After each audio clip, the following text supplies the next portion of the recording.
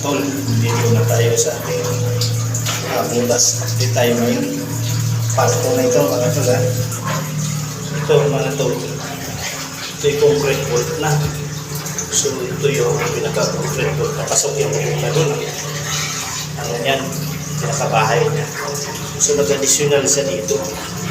Ayan, may puti. Itong puti nito may pulisod yan. Ito yung pinaka front niya ng kanya concrete bolt. So malaking bahay yan sa ilalim dito. So ngayon may flooring tayo dito. Ayan. Parating ngayon naka-flooring na ito. Ayan, makikis yan. At simento. Simento siya. Ayan, ito yung super natin. Ayan. Ayan. Ayan.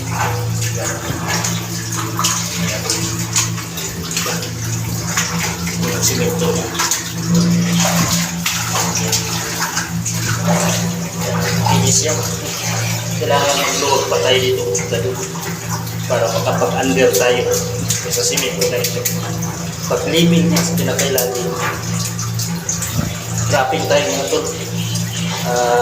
Tawag sa Bisaya pakamang. Pakamang siya. Kasi kwarto ang ilalim nito. Ito yung entrance ng simento na ito. Pag-under natin, pag-level ng lalim, gaganon tayo. Tayo'y nakatalikod sa kanluran para sa silanganan ito. Ito na yung concrete bolt niya ng ating Yamashita preso. Yan. Yan, tuliko siya. Ayan. Yan. Sulit yan ito. Yan, may nag-additional siya. Ayan ang concrete. Bolt kasi yan na yung flooring.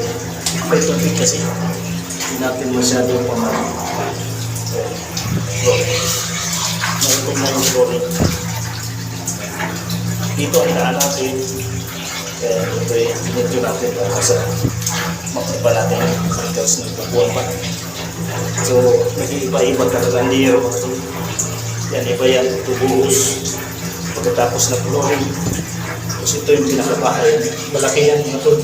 Pasok yan. Ito yung tulong niya. Parang bahay yan. Parang simbahan. Pagkaroon pa yan. Ayan, tapos ito. Ito na yung pinaka pinto niya. Pero pag-living natin, gagawin tayo. So, ibig sabihin tayo ang pinto kung sa pinaka-under mo. Ayan, mga 2 metro ito.